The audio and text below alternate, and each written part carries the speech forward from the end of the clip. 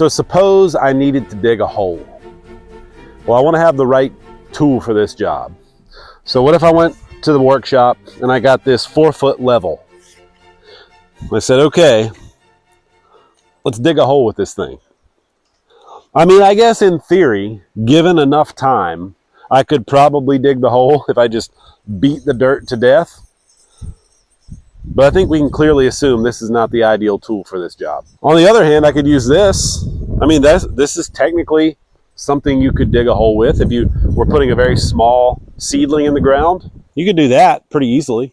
But if I need to dig a big hole, let's say I needed to plant a new apple tree, it's going to take a really long time. This is the right tool for the job.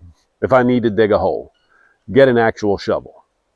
I realize this seems ridiculous and you probably didn't need this lesson on how to dig a hole. But what I see a lot of times is people with their investments using the wrong tool for the wrong job. A lot of people will use life insurance as an investment. They get sold this life insurance policy and the idea is that this cash value is going to grow either through interest or maybe it's indexed to the S&P or something. Well, that cash value is going to grow. Let your life insurance be your life insurance.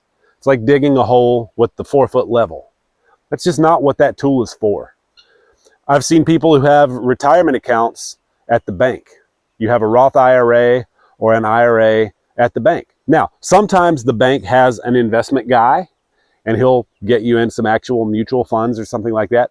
The bank investment guy is usually not a very good investment guy, but at least it's investments, right? But a lot of times what people have at the bank is they'll have an IRA and the bank is putting CDs in the IRA. Well, that's a terrible idea for something that's a long-term investment. That's like digging the hole with this little spade. Yeah, I mean, technically it's growing over time, but it's going to take you a really long time to get where you want to go. So just make sure you're using the right tool for the right job in the financial realm. Because I've seen things financially that people are doing that are equivalent to something as absurd as digging a hole with a 4-foot level. Don't do that. Talk to somebody who can point you in the right direction. Use the right tool for the right job.